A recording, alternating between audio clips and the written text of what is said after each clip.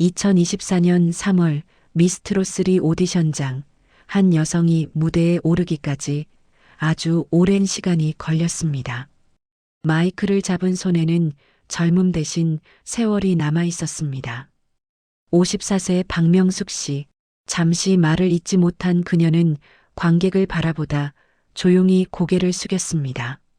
저는 북한에서 노래를 불렀던 사람입니다. 그리고 5년 전 탈북을 했습니다. 그 한마디에 객석은 조용했고 심사위원들의 표정은 굳어졌습니다. 그리고 그녀가 부른 아리랑, 그것은 우리가 알던 아리랑이 아니었습니다. 체제를 위해 불렀던 노래가 아닌 자유를 선택한 사람의 아리랑이었습니다. 노래가 끝나자 심사위원들은 자리에서 일어섰고 객석에서는 참아왔던 울음이 터져나왔습니다. 과연 그녀는 왜 모든 것을 걸고 이 무대에 섰을까요? 여러분, 제 이야기를 시작하기 전에 한 가지만 말씀드리고 싶습니다. 저는 북한에서 태어나 북한에서 죽을 줄 알았던 사람입니다. 그것도 그냥 평범한 사람이 아니라 북한 최고의 무대에 서던 가수였습니다. 사람들은 저를 백두의 꾀꼬리라고 불렀습니다. 하지만 그 화려한 이름 뒤에 숨겨진 이야기, 오늘 여러분께 들려드리려 합니다. 2016년 그해 저는 49이었습니다. 평양 대동강이 보이는 아파트 5층에 살았죠. 새벽 5시면 어김없이 일어나 강변으로 나갔습니다. 발성 연습을 하기 위해서였습니다. 이 오후 강물 소리와 함께 제 목소리가 아침 공기를 타고 퍼져나갔습니다. 그때만 해도 저는 제가 얼마나 행복한 사람인지 몰랐습니다. 은하수간현악단 수석 성악가, 인민가수 칭호까지 받은 사람, 김정일 동지 앞에서 17번이나 독창을 했던 사람, 북한에서 이보다 더 높은 자리가 어디 있겠습니까? 아침마다 배급소에서 가져오는 쌀과 고기, 명절이면 특별 배급으로 받는 과일과 생선, 다른 사람들이 장마당에서 비싼 돈 주고 사야 하는 것들을 저희는 그냥 받았습니다. 그날도 평소처럼 연습을 마치고 집으로 돌아왔습니다. 현관문을 여는데 안에서 으악 하는 소리가 들렸습니다. 깜짝 놀라 뛰어들어가니 제 딸 수진이가 거실 바닥에 쓰러져 있었습니다. 가슴을 움켜쥐고 숨을 헐떡이고 있었어요. 수진아, 수진아. 저는 딸을 안고 소리쳤습니다. 옆방에서 자고 있던 남편과 아들이 놀라 뛰어나왔습니다. 여보, 빨리 병원. 남편 철수가 딸을 안고 계단을 뛰어내려갔습니다. 저는 그 뒤를 따라가며 하느님께, 아니 그때는 하느님도 몰랐으니까 그냥 하늘에 대고 빌었습니다. 제발, 제발 우리 딸만은. 평양의대병원 응급실. 의사 선생님이 나오셨을 때 그 표정을 저는 평생 잊을 수가 없습니다. 동무 따님이 선천성 심장병입니다. 판막 교체 수술을 해야 하는데 의사 선생님은 말끝을 흐렸습니다. 저는 그 침묵이 무슨 뜻인지 너무나 잘 알았습니다. 북한에서는 그런 수술을 할 수 없다는 뜻이었습니다. 그럼 우리 딸이 어떻게 됩니까? 제가 떨리는 목소리로 물었습니다. 약으로 버티는 수밖에 없습니다. 무리하지 말고 안정을 취하고. 의사 선생님도 안타까운 표정이었습니다. 저희 같은 특권층도 이런데 일반 인민들은 오죽하겠습니까? 그날 저녁 저는 인민대학습당에서 열리는 국가행사 공연 무대에 서야 했습니다. 분장을 하는데 거울 속 제 얼굴이 이상했습니다. 빨간 입술, 하얀 분, 그리고 웃고 있는 얼굴. 하지만 그 눈에서는 눈물이 흘러내렸습니다. 분장 선생님이 놀라서 물었습니다. 명숙 동무, 왜 그러십니까? 저는 얼른 눈물을 닦으며 웃었습니다. 아닙니다. 감격해서 그럽니다. 무대 조명이 켜졌습니다. 오케스트라 연주가 시작되었습니다. 저는 무대 중앙으로 걸어나갔습니다. 관중석에는 당과 정부의 간부들이 앉아 있었습니다. 저는 웃으며 노래를 불렀습니다. 우리의 조국은 천만리 강산 삼천리 반만년 역사에 박수가 쏟아졌습니다. 기립박수였습니다. 하지만 그 순간 저는 무대 조명이 감옥 창살처럼 느껴졌습니다. 제가 아무리 잘 불러도 아무리 박수를 받아도 집에 가면 심장병으로 숨 넘어가는 제 딸이 기다리고 있었습니다. 저는 웃으며 노래했습니다. 하지만 마음속으로는 울고 있었습니다. 공연이 끝나고 분장실로 돌아왔습니다. 화장을 지우는데 거울 속 제 얼굴에서 웃음이 사라졌습니다. 그때 핸드폰이 울렸습니다. 남편이었습니다. 여보, 수진이가 또 쓰러졌어. 빨리 와. 저는 분장도 다 지우지 못한 채 병원으로 달려갔습니다. 병실에 누워있는 딸을 보는데 가슴이 찢어지는 것 같았습니다. 28살. 시집도 못 가본 우리 딸. 어렸을 때부터 엄마처럼 노래 부르는 게 꿈이라던 딸. 엄마. 딸이 제 손을 잡았습니다. 엄마, 나도 무대에서 노래하고 싶어요. 엄마처럼 예쁜 옷 입고 사람들 앞에서 노래하고 싶어요. 저는 딸의 손을 꼭 잡았습니다. 하지만 아무 말도 할 수 없었습니다. 이 아이의 심장으로는 무대에 설 수 없다는 것을, 어쩌면 오래 살지 못할 수도 있다는 것을 저는 너무나 잘 알고 있었습니다. 그래, 우리 딸. 꼭 그렇게 하자. 엄마가 꼭 그렇게 해줄게. 저는 거짓말을 했습니다. 아니, 그때는 거짓말인 줄 알았습니다. 그날 밤 집으로 돌아와 남편과 마주 앉았습니다. 남편은 음악대학에서 작곡을 가르치는 교수였습니다. 제가 부르는 모든 노래를 남편이 편곡해 주었죠. 여보. 남편이 제 손을 잡았습니다. 우리가 이렇게 높은 자리에 있어도 딸 하나 못 살리는구려. 저는 남편의 손을 꼭 잡았습니다. 두 사람 다 말없이 울었습니다. 다음 날 아침 저는 또 대동강으로 나갔습니다. 발성 연습을 해야 했습니다. 아, 에, 이, 오우 하지만 그날따라 목소리가 제대로 나오지 않았습니다. 강물 소리만 들렸습니다. 저는 강변에 주저앉아 울었습니다. 그때 한 할머니가 지나가시다가 저를 보고 멈춰 섰습니다. 아가씨, 왜 그러십니까? 저는 얼른 일어나 눈물을 닦았습니다. 아닙니다. 괜찮습니다. 할머니가 제 손을 잡으셨습니다. 나도 딸 둘 키우면서 참 많이 울었지요. 6.25 때 남편 잃고 혼자 애들 키우면서. 하지만 살아야지요. 자식들 때문에라도 살아야지요. 할머니는 가셨습니다. 하지만 그 말씀이 제 가슴에 박혔습니다. 자식들 때문에라도 살아야지요. 그래요. 저는 살아야 했습니다. 딸을 위해서, 군대에 있는 아들을 위해서, 그리고 언젠가는 이 아이들을 살릴 방법을 찾아야 했습니다. 그날 이후로 저는 무대에 설 때마다 생각했습니다. 이 무대가, 이 노래가 언젠가 우리 아이들을 살릴 수 있을까? 하지만 그때는 몰랐습니다. 정말로 그렇게 될 줄은 몰랐습니다. 제 노래가 정말로 우리 가족을 살릴 줄은 그때는 꿈에도 몰랐습니다. 여러분, 이것이 제 이야기의 시작입니다. 화려한 무대 위의 가수 하지만 집에 돌아오면 아픈 딸을 안고 우는 어머니. 그것이 바로 2016년 평양에서의 제 모습이었습니다. 여러분, 딸 수진이가 쓰러진 지 1년이 지났습니다. 2017년 봄이었습니다. 제 아들 민혁이가 군대에 간 지 2년째 되던 해였습니다. 북한에서 남자들은 17살이 되면 군대에 갑니다. 10년을 복무해야 합니다. 우리 아들도 그렇게 떠났습니다. 그때 아들이 23이었으니까 이제 25. 제대까지 아직 8년이나 남았었죠. 북한에서는 군대에 가면 편지를 자주 쓸 수 없습니다. 1년에 한두 번, 그것도 검열을 거쳐서 오는 편지만 받을 수 있습니다. 저희 같은 특권층 가족은 그나마 조금 더 자주 연락할 수 있었지만 그것도 쉬운 일은 아니었습니다. 그해 4월 어느 날 집에 편지 한 통이 왔습니다. 함경북도 어느 부대에서 온 편지였습니다. 민혁이 편지였습니다. 저는 설거지를 하다 말고 손을 닦으며 편지를 뜯었습니다. 아들 글씨가 보이는 순간 가슴이 두근거렸습니다. 어머니, 저는 잘 지내고 있습니다. 걱정하지 마십시오. 부대에서 훈련도 잘 받고 동무들과도 잘 지냅니다. 아버지께도 안부 전해주십시오. 여기까지는 평범한 편지였습니다. 하지만 다음 문장에서 저는 숨이 멎는 것 같았습니다. 어머니, 누나는 어떻습니까? 심장은 좀 괜찮습니까? 저는 괜찮으니까 어머니는 누나만 챙겨주십시오. 누나가 더 급합니다. 제목도 누나에게 주십시오.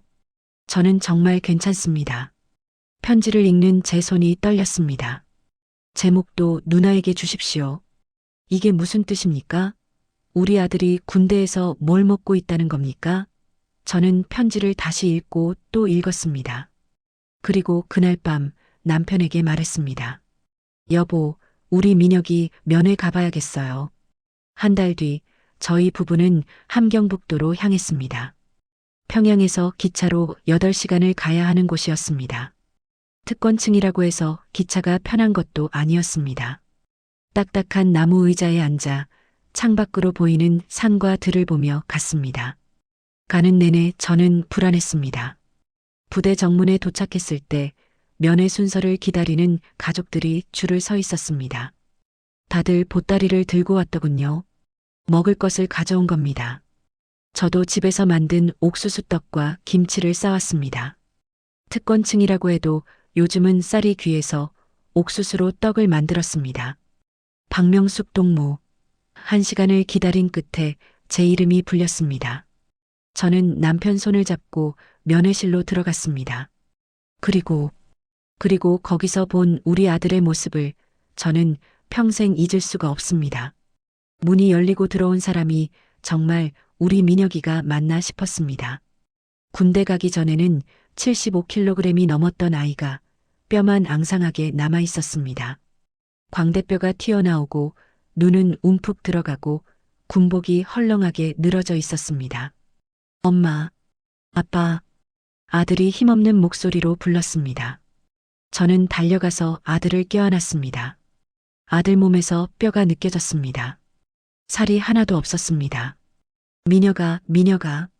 저는 아들을 안고 울었습니다. 옆에 있던 남편도 눈물을 흘렸습니다. 어머니, 울지 마세요. 아들이 제 등을 토닥거렸습니다. 저 괜찮아요. 정말 괜찮아요. 하지만 그 모습이 어디 괜찮아 보입니까? 저는 얼른 가져온 보따리를 풀었습니다. 이거 먹어라. 엄마가 만든 옥수수떡이다. 김치도 있고. 아들은 떡을 받아들고 천천히 먹기 시작했습니다. 한 입 베어 물고 천천히 씹는 모습이 마치 세상에서 제일 귀한 것을 먹는 것 같았습니다. 저는 그 모습을 보며 또 눈물이 났습니다. 민혁아, 부대에서 밥은 주냐? 남편이 조심스럽게 물었습니다. 아들은 잠시 머뭇거리다가 대답했습니다. 네, 줍니다. 하루 세 끼, 아니, 요즘은 2끼 나올 때도 있습니다. 뭘 주는데? 옥수수죽이요. 가끔 감자도 나옵니다. 제 가슴이 무너져 내렸습니다. 옥수수죽. 그것도 하루 2끼. 25살 청년이 그걸로 어떻게 삽니까?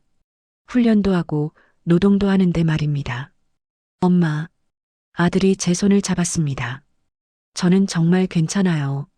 부대에 저보다 더 힘든 애들이 많아요. 엄마, 저 걱정하지 말고 눈 하나 잘 챙겨주세요. 그때였습니다. 아들이 주머니에서 뭔가를 꺼냈습니다. 작은 헝겊에 쌓인 무언가였습니다. 아들은 그것을 조심스럽게 펼쳤습니다. 거기에는 옥수수 알갱이 6개가 들어 있었습니다. 엄마, 이거 누나한테 갖다 주세요. 아들이 제 손에 그것을 쥐어주었습니다. 이게 뭐니? 저는 떨리는 목소리로 물었습니다. 제 배급이에요. 오늘 아침 받은 거요. 이걸 아껴뒀어요. 누나가 심장이 안 좋잖아요. 이거라도 먹으면 조금 힘이 날까 싶어서요. 저는 그 옥수수 알갱이를 보며 눈앞이 캄캄했습니다. 6개. 겨우 6개의 옥수수 알갱이. 이것이 우리 아들의 하루 배급입니까? 이것을 아껴서 누나에게 주려고 굶었다는 겁니까? 민혁아. 저는 아들을 꼭 껴안았습니다. 엄마가 미안하다. 엄마가 아무것도 해줄 수 없어서 미안하다. 아들은 제 등을 토닥였습니다. 엄마, 괜찮아요. 저는 군인이잖아요. 이 정도는 견딜 수 있어요. 엄마는 누나만 잘 돌봐주세요. 제발이요. 면회 시간 30분이 금방 지나갔습니다. 아들이 일어나 문 쪽으로 걸어갔습니다. 비틀비틀 걷는 모습에 저는 또 울음이 터졌습니다.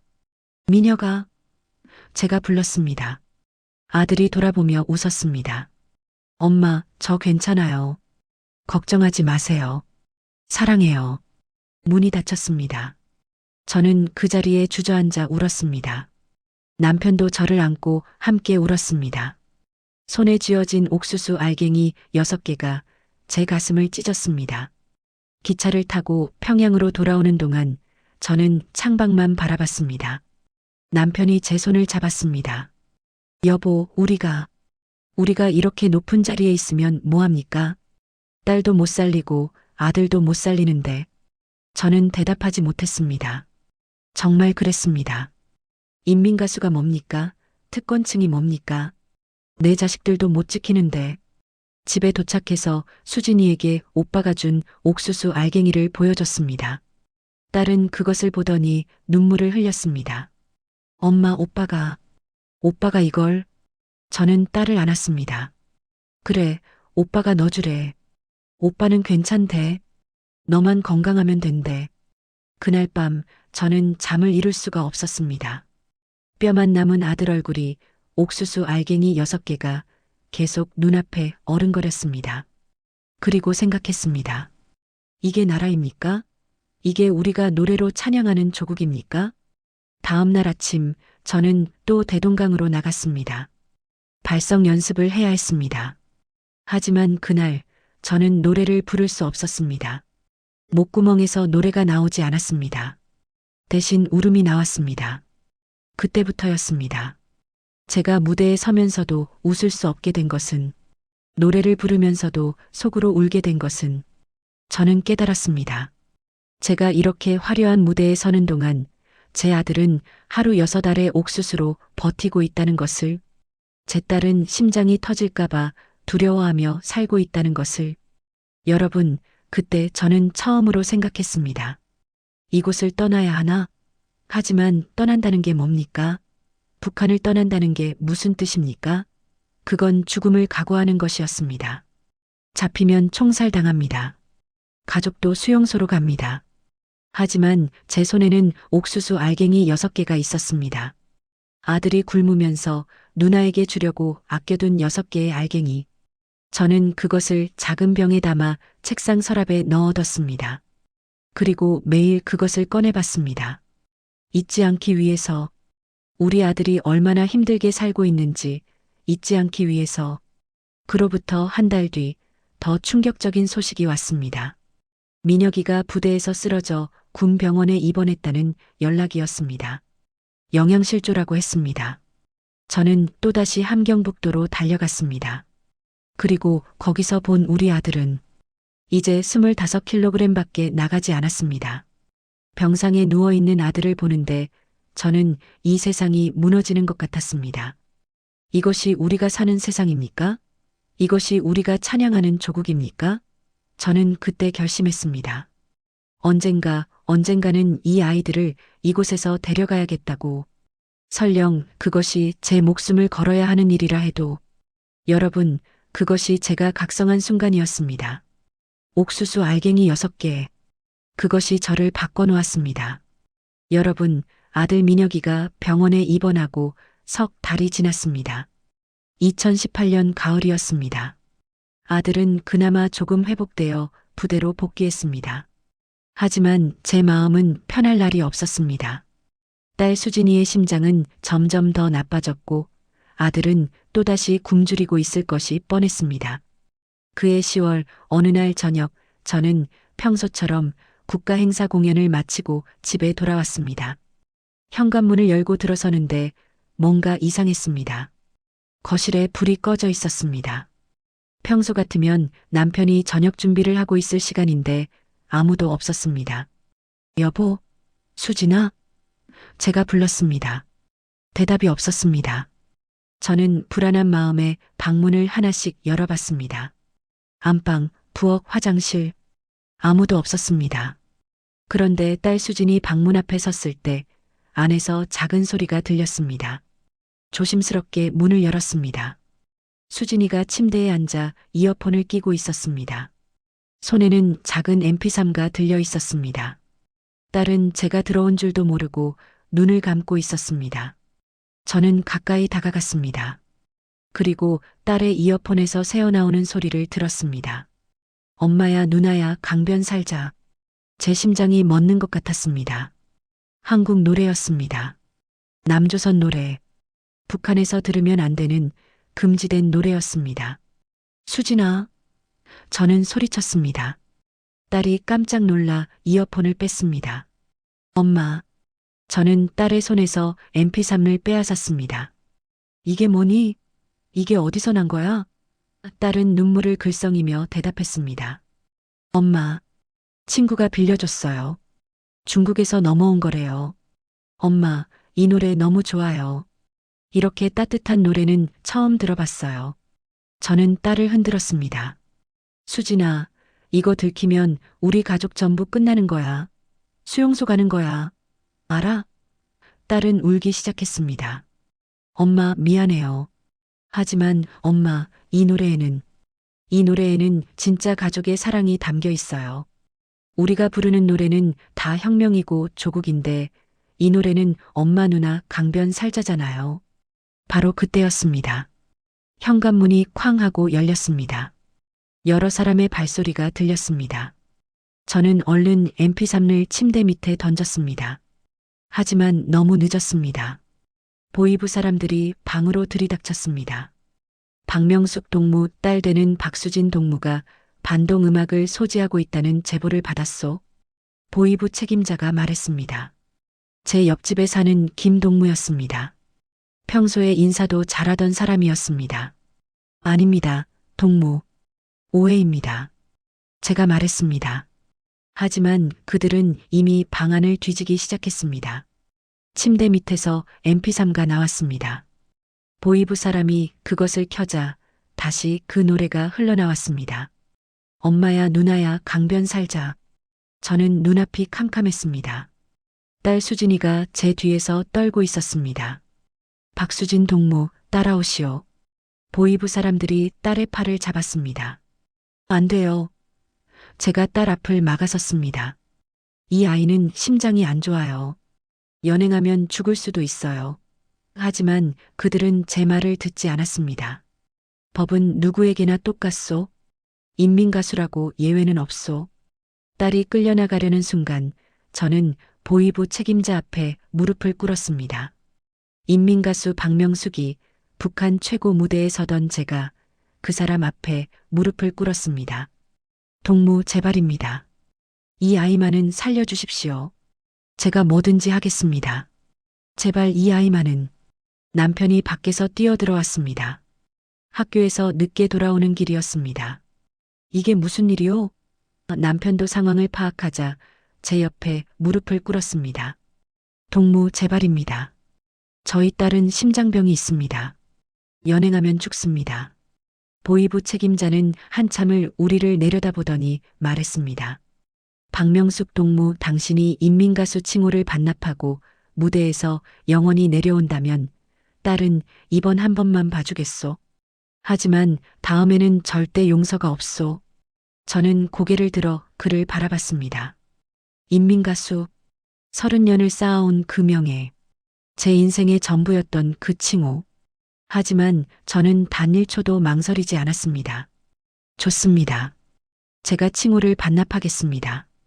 다시는 무대에 서지 않겠습니다. 하지만 제 딸만은 보내주십시오. 그날 밤 보이부 사람들이 간 뒤 저희 가족은 거실에 모여 앉았습니다. 수진이는 제 품에 안겨 계속 울었습니다. 엄마, 미안해요.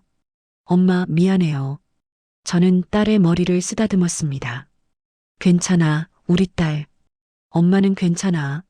하지만 괜찮지 않았습니다. 다음 날 아침 은하수간 현악단에서 연락이 왔습니다. 박명숙 동무, 오늘부로 제명입니다. 인민가수 칭호도 박탈입니다. 다시는 무대에 서지 못합니다. 저는 전화를 받고 그냥 주저앉았습니다. 30년입니다. 7살 때부터 평양학생 소년궁전에서 노래를 시작해서 49까지 제 인생 전부가 노래였는데 이제 그것이 다 사라졌습니다. 저는 거울 앞에 섰습니다. 거울 속 제 얼굴이 낯설었습니다. 인민가수 박명숙이 아닌 그냥 박명숙, 아무것도 아닌 사람. 하지만 이상했습니다. 슬프지 않았습니다. 오히려 마음이 홀가분했습니다. 딸이 살았으니까요. 딸이 집에 있으니까요. 저는 딸의 방으로 갔습니다. 딸이 침대에 누워 천장을 보고 있었습니다. 수진아, 제가 불렀습니다. 딸이 고개를 돌렸습니다. 엄마, 엄마 때문에. 저는 딸을 안았습니다. 수진아, 엄마는 괜찮아. 정말 괜찮아. 엄마가 무대에 못 서도 노래를 못 불러도 너만 살아있으면 돼. 딸이 울었습니다. 엄마, 그 노래 있잖아요. 엄마야, 누나야, 강변 살자.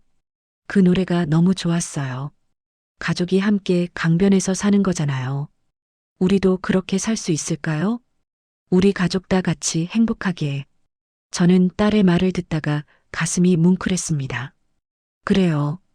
우리도 그렇게 살고 싶었습니다. 가족이 다 같이 아무 걱정 없이 강변에서 살고 싶었습니다. 하지만 여기서는 그럴 수 없었습니다. 여기서는 노래 하나 잘못 들어도 끌려가는데 어떻게 행복하게 살 수 있겠습니까? 그날 밤 남편과 마주 앉았습니다. 남편이 제 손을 잡았습니다. 여보, 미안하오. 내가 당신을 지켜주지 못했소. 저는 고개를 저었습니다. 아니에요. 여보, 제가 깨달았어요.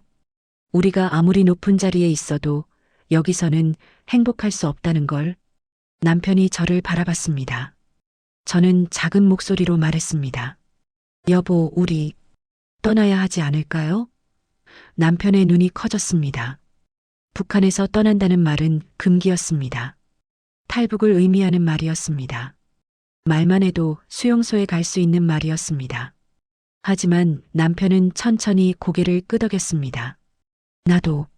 나도 생각하고 있었소. 민혁이가 굶어 죽기 전에, 수진이 심장이 먹기 전에 우리가 뭔가 해야 하지 않겠소? 저는 남편의 손을 꼭 잡았습니다. 하지만 어떻게요?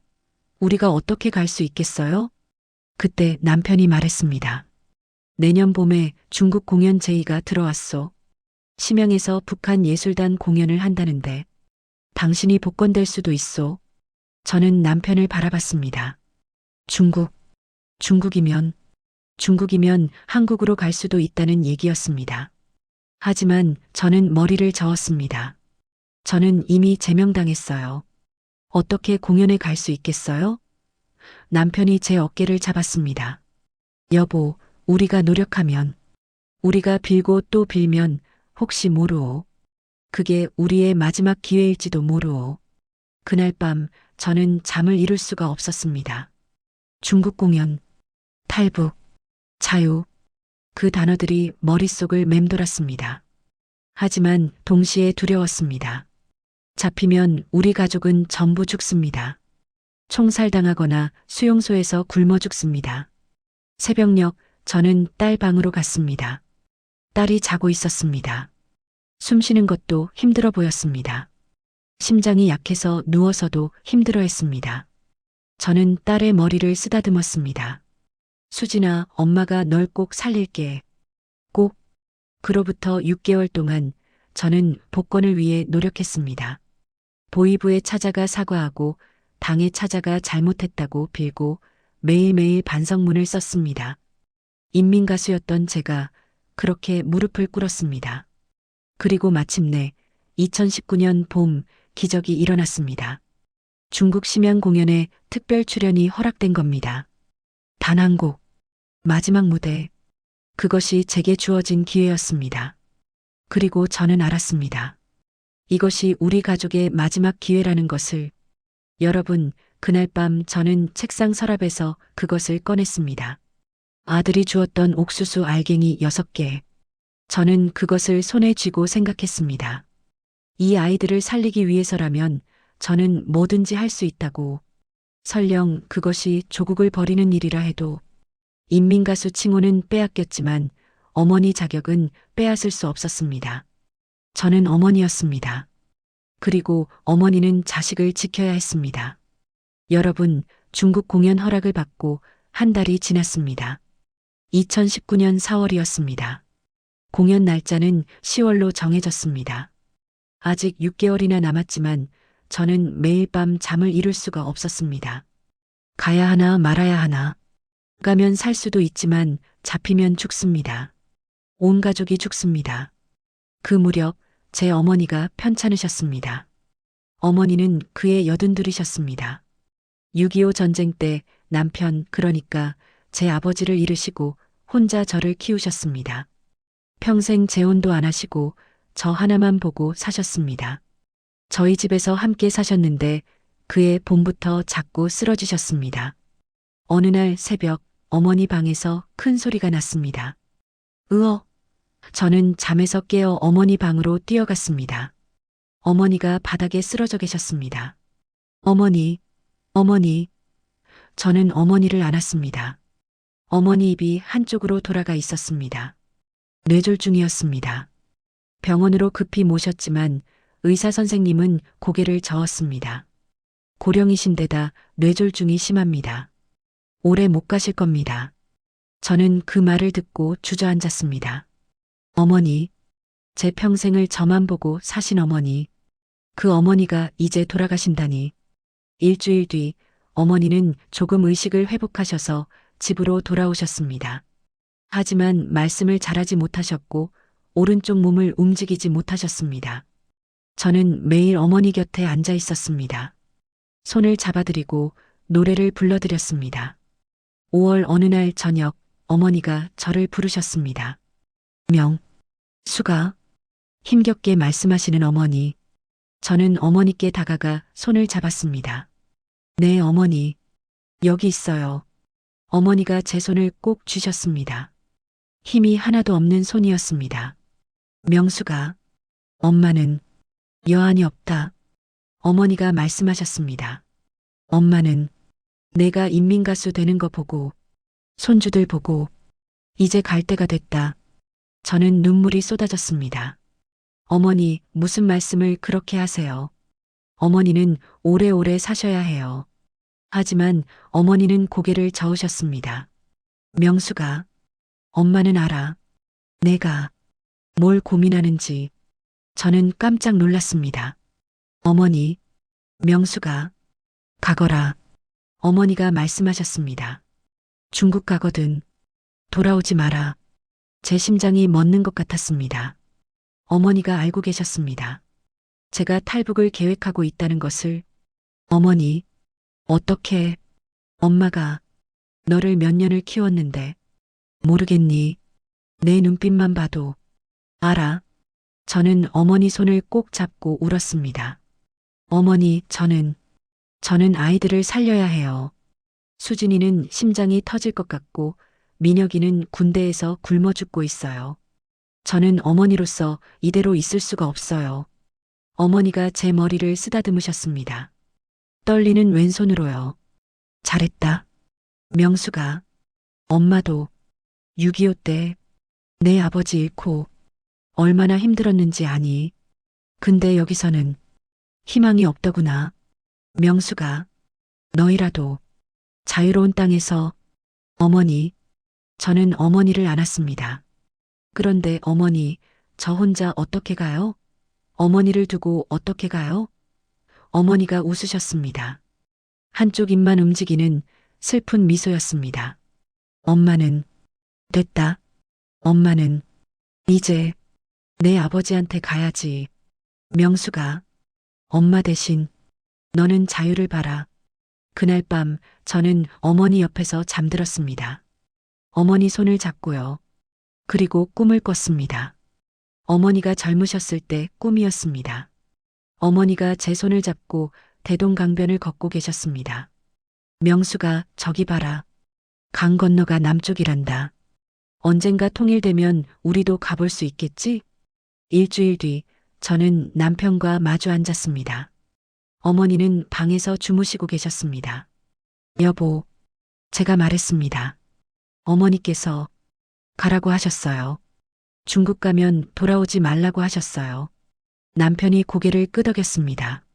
어머님께서 다 아시는군요. 여보, 우리 정말 가야 할까요? 제가 물었습니다. 남편이 제 손을 잡았습니다. 여보, 나도 두렵소. 잡히면 죽는다는 거 나도 알고 있소. 하지만 이대로 있으면 우리 아이들이 죽소.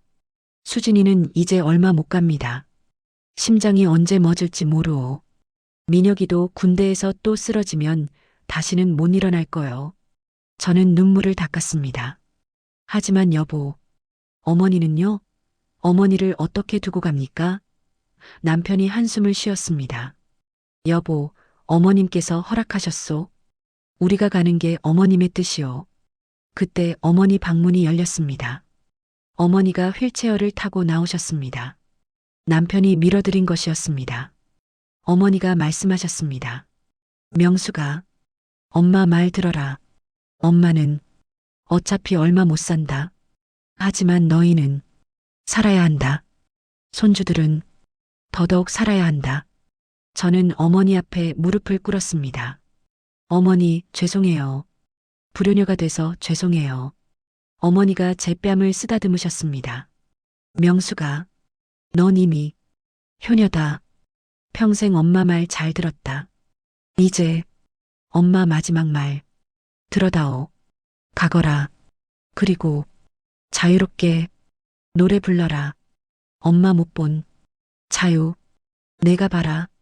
그날 밤 저는 어머니께 자장가를 불러드렸습니다. 어렸을 때 어머니가 저한테 불러주시던 그 노래였습니다. 자장자장 우리 아기. 잘도 잔다 우리 아기. 어머니는 눈을 감고 들으셨습니다. 그리고 중얼거리셨습니다. 고맙다. 명수가. 엄마 정말 행복했다. 6월이 되었습니다. 저는 본격적으로 준비를 시작했습니다. 중국 공연은 10월이었지만 지금부터 계획을 세워야 했습니다. 먼저 중국에 있는 조선족 목사님과 연락을 취했습니다. 북한 탈북자들을 돕는 분이었습니다. 몰래 전화를 걸었습니다. 여보세요. 저는 북한에서 전화하는 사람입니다. 떨리는 목소리로 말했습니다. 목사님이 대답하셨습니다. 말씀하세요. 여기는 안전합니다. 저는 10월에 심양 공연을 갑니다. 그때 탈출하고 싶습니다. 목사님은 잠시 침묵하시더니 말씀하셨습니다. 위험합니다. 실패하면 총살입니다. 알고 있습니다. 하지만 이대로는 살 수 없습니다. 제 딸이 죽어가고 있습니다. 목사님이 한숨을 쉬셨습니다. 알겠습니다. 도와드리겠습니다. 공연 날짜 알려주세요. 전화를 끊고 저는 한참을 앉아 있었습니다. 이제 돌이킬 수 없었습니다. 10월에 저는 중국으로 갈 것입니다. 그리고 돌아오지 않을 것입니다. 북한을 떠날 것입니다. 조국을, 고향을, 그리고 어머니를 떠날 것입니다. 7월 어느 날 밤 어머니가 또 쓰러지셨습니다. 이번에는 깨어나지 못하셨습니다. 병원에서 돌아가셨습니다. 저는 어머니 임종을 지켰습니다. 어머니의 마지막 말씀은 이것이었습니다. 명수가 잘 가거라. 자유 꼭 봐라. 그리고 눈을 감으셨습니다. 어머니 장례를 치르는 동안 저는 계속 울었습니다. 하지만 동시에 알았습니다. 어머니가 저를 보내신 거라는 것을, 어머니가 저희를 위해 먼저 가신 거라는 것을, 어머니를 모시고 탈북할 수 없으니까 어머니가 먼저 떠나신 겁니다. 장례를 마치고 집으로 돌아왔습니다. 어머니 방은 텅 비어 있었습니다. 저는 어머니 방에 들어가 앉았습니다. 어머니 옷장을 열었습니다. 거기에 편지 한 통이 있었습니다.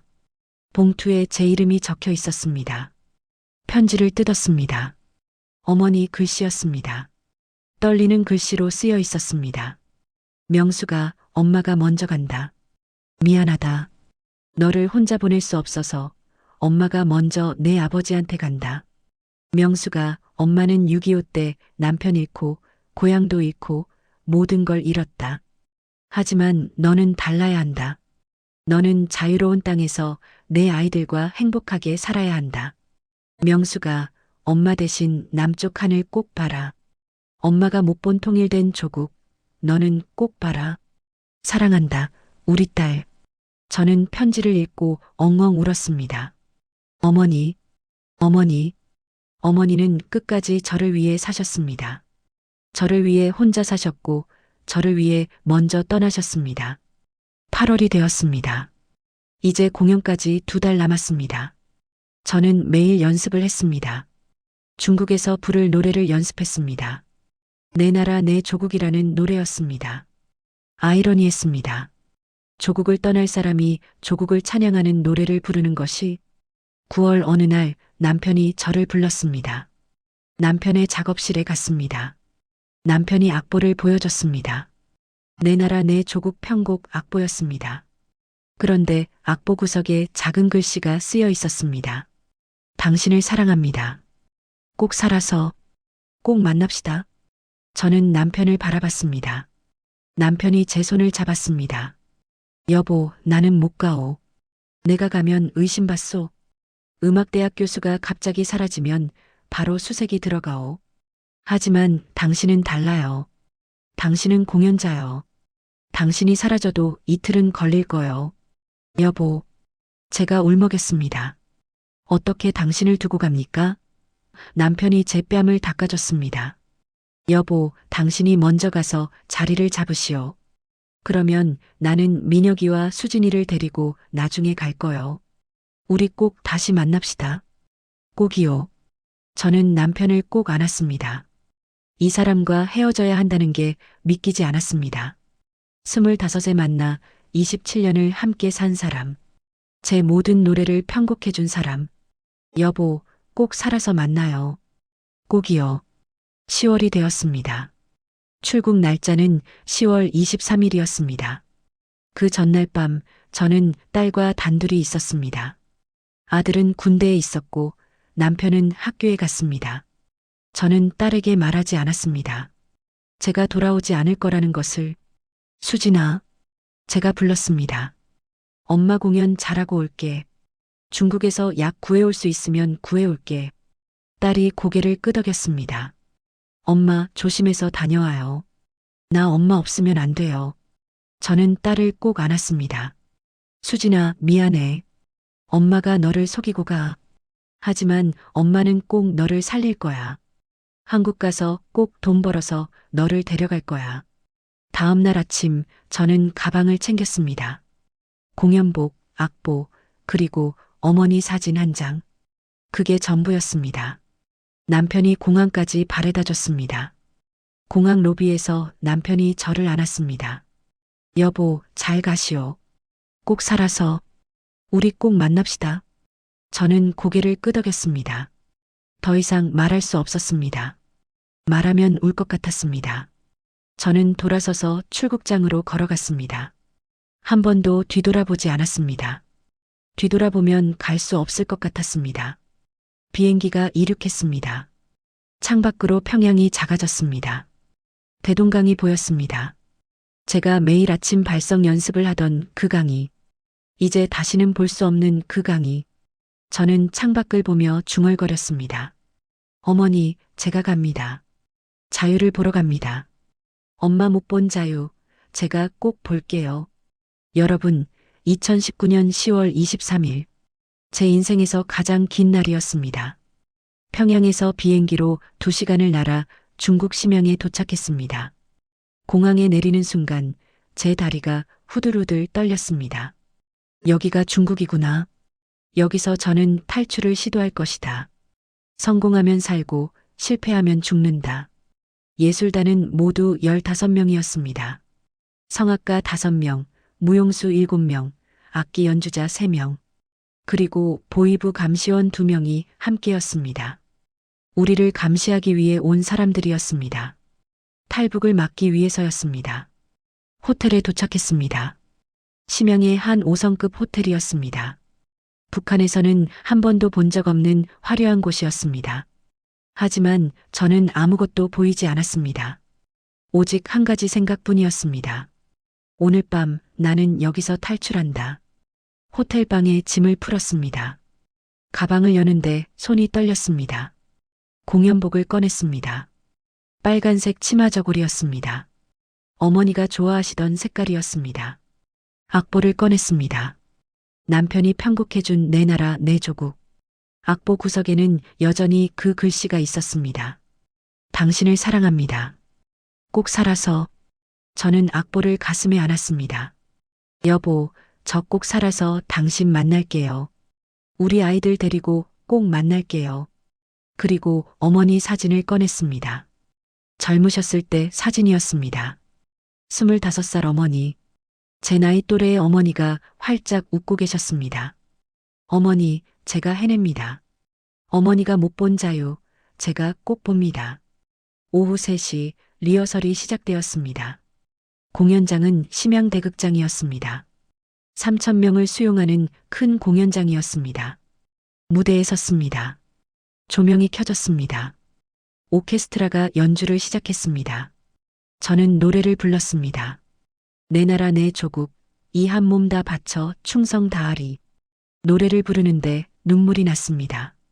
이게 마지막이구나. 이 무대가, 이 노래가 북한에서 부르는 마지막 노래구나. 저는 끝까지 불렀습니다.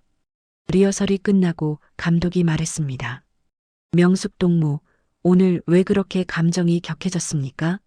저는 웃으며 대답했습니다. 조국 생각이 나서 그랬습니다. 리허설이 끝나고 호텔로 돌아왔습니다. 저녁 6시였습니다. 공연은 밤 8시였습니다. 2시간 남았습니다. 제 인생의 마지막 2시간.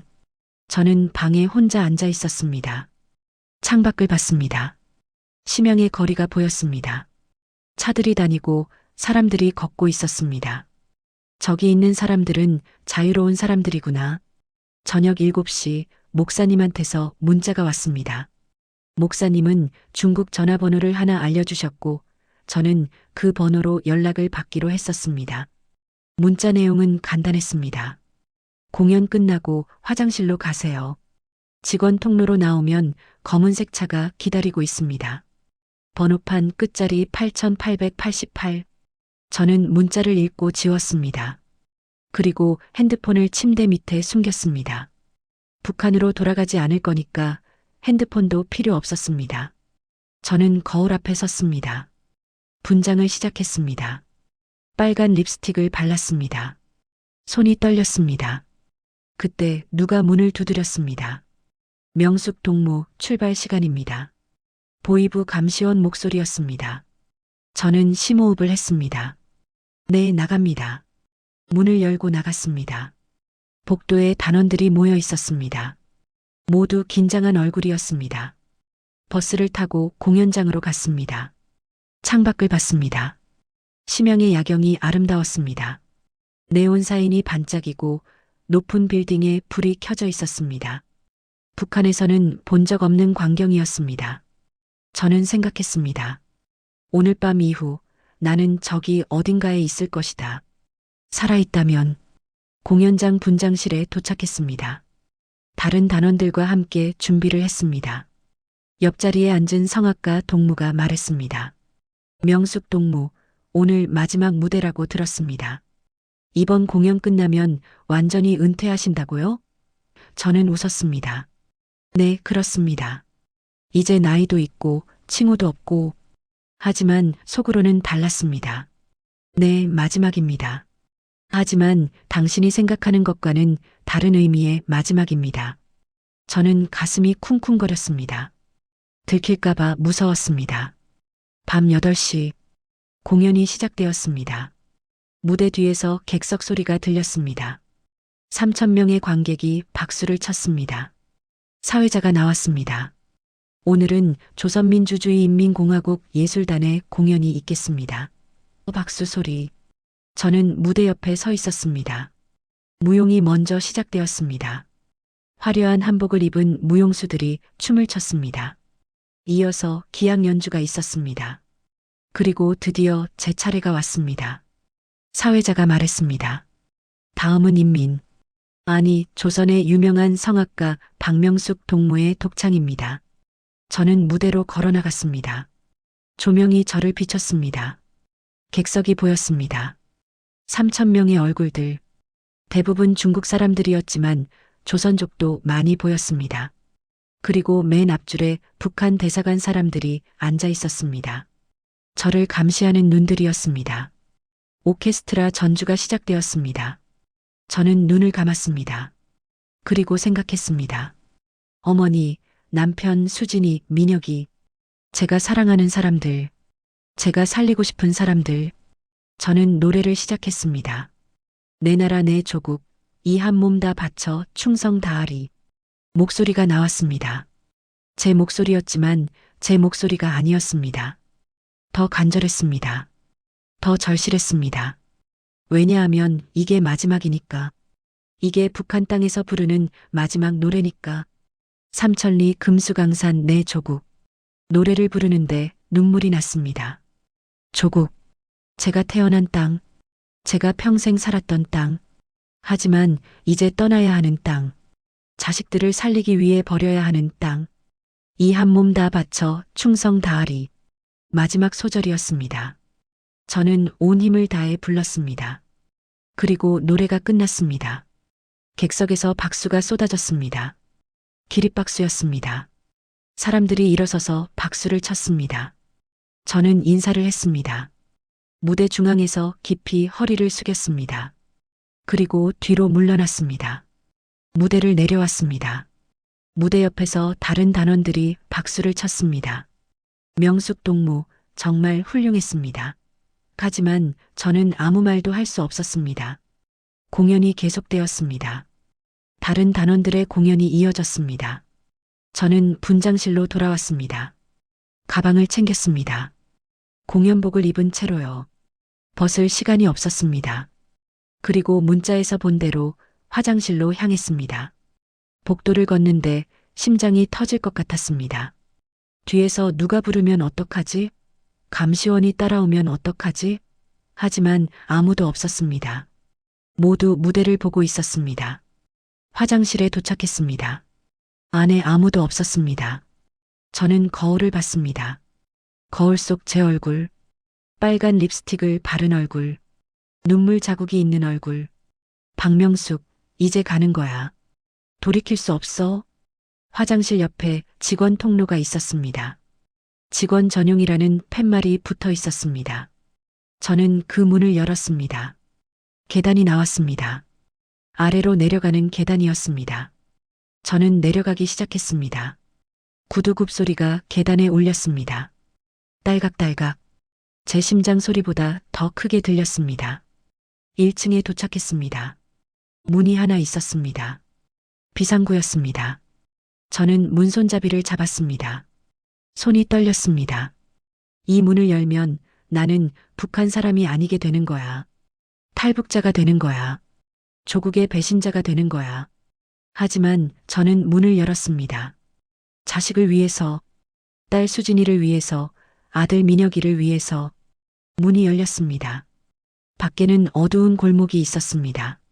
그리고 조금 떨어진 곳에 검은색 차 한 대가 불을 켜고 서 있었습니다. 번호판을 봤습니다. 끝자리 8888. 저는 뛰었습니다. 구두를 신고 치마 저고리를 입고 뛰었습니다. 차에 도착해서 뒷문을 열었습니다. 안에 한 분이 앉아 계셨습니다. 50대쯤 되어 보이는 남자분이었습니다. 박명숙 씨입니까? 네. 제가 숨을 헐떡이며 대답했습니다. 빨리 타세요. 저는 차에 올랐습니다. 문을 닫았습니다. 차가 출발했습니다. 저는 뒤를 돌아봤습니다. 공연장 건물이 멀어졌습니다. 저 안에서는 아직 공연이 진행되고 있을 겁니다. 아무도 제가 사라진 걸 모를 겁니다. 적어도 한두 시간은. 저는 최 목사라고 합니다. 박명숙 씨 환영합니다. 운전하던 분이 말했습니다. 감사합니다. 감사합니다. 저는 울기 시작했습니다. 참았던 눈물이 쏟아졌습니다. 해냈어요. 제가 해냈어요. 차는 심양 시내를 벗어났습니다. 어둠 속을 달렸습니다. 창밖을 봤습니다. 거리의 불빛들이 스쳐 지나갔습니다. 저는 생각했습니다. 지금쯤 공연이 끝났을 겁니다. 보이부 사람들이 저를 찾기 시작했을 겁니다. 박명숙 동무, 박명숙 동무. 하지만 저는 이미 여기 없습니다. 1시간쯤 달렸을까요? 차가 한 작은 교회 앞에 멈췄습니다. 여기서 당분간 계셔야 합니다. 북한 보이부가 추적할 겁니다. 최 목사님이 말씀하셨습니다. 저는 차에서 내렸습니다. 다리에 힘이 없었습니다. 비틀거렸습니다. 교회 지하실로 내려갔습니다. 작은 방이 하나 있었습니다. 침대와 책상이 전부였습니다. 여기서 쉬세요. 내일부터 한국행 준비를 시작하겠습니다. 최 목사님이 말씀하셨습니다. 감사합니다. 정말 감사합니다. 목사님이 나가시고 혼자 남았습니다. 저는 침대에 앉았습니다. 그리고 가방을 열었습니다. 어머니 사진을 꺼냈습니다. 남편이 준 악보를 꺼냈습니다. 당신을 사랑합니다. 꼭 살아서. 어머니, 제가 해냈어요. 어머니가 보고 싶어 하셨던 자유. 제가 이제 보러 갑니다. 저는 어머니 사진을 가슴에 안았습니다. 여보, 저 살았어요. 이제 당신도 아이들도 데리고 올게요. 꼭 만나요. 그날 밤 저는 지하실 작은 창문으로 하늘을 봤습니다. 별이 보였습니다. 북한에서 본 별과 똑같은 별이었습니다. 하지만 의미가 달랐습니다. 이제 저는 자유를 향해 가고 있었습니다. 어머니가 못 본 자유, 제가 꼭 볼 것입니다. 여러분, 그날이 2019년 10월 23일 밤이었습니다. 제가 북한을 떠난 날이었습니다. 조국을 버린 날이었습니다. 하지만 동시에 제 아이들을 살리기 시작한 날이었습니다. 여러분, 탈출에 성공한 그날 밤부터 제 진짜 시련이 시작되었습니다. 중국 지린성의 한 조선족 교회 지하실, 가로 3m, 세로 4m. 그것이 제가 100일 동안 갇혀 있어야 할 공간이었습니다. 창문은 하나 있었지만 땅 위에 있어서 사람들의 발만 보였습니다. 탈출 다음 날 아침, 최 목사님이 신문을 가져오셨습니다. 중국 신문이었습니다. 거기에 기사가 났습니다. 북한 예술단 성악가 실종. 제 이름이 적혀 있었습니다. 북한 대사관에서 중국 공안에 수색을 요청했다는 내용이었습니다. 박명숙 씨, 앞으로 최소 3개월은 여기서 움직이면 안 됩니다.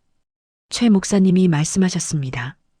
북한 보이부가 혈안이 되어 찾고 있습니다. 특히 당신은 유명한 가수라 더 그렇습니다. 저는 고개를 끄덕였습니다. 알겠습니다. 얼마든지 여기 있겠습니다. 하지만 쉽지 않았습니다. 지하실은 어두웠고 습했고 춥기 시작했습니다. 10월 말이었으니까요. 난방도 제대로 안 됐습니다. 저는 담요 2장을 덮고 침대에 누워 있었습니다. 그리고 생각했습니다. 지금쯤 평양에서는 무슨 일이 벌어지고 있을까? 남편한테 연락할 방법이 없었습니다. 핸드폰은 심양 호텔에 두고 왔습니다. 연락하면 위치가 추적될 수 있으니까요. 저는 남편 걱정이 됐습니다. 수진이 걱정이 됐습니다. 군대에 있는 민혁이 걱정이 됐습니다. 제가 탈북했다는 소식을 들었을까요? 무사할까요? 일주일이 지났습니다. 최 목사님이 소식을 가져오셨습니다. 박명숙 씨 남편분과 딸이 조사를 받고 있다고 합니다. 하지만 아직 구금되지는 않았습니다. 가족이 모르고 있었다고 진술한 것 같습니다. 저는 안도의 한숨을 쉬었습니다. 다행이네요. 다행이에요. 하지만 동시에 가슴이 아팠습니다. 남편과 딸이 얼마나 놀랐을까요? 제가 돌아오지 않았다는 걸 알았을 때 얼마나 두려웠을까요?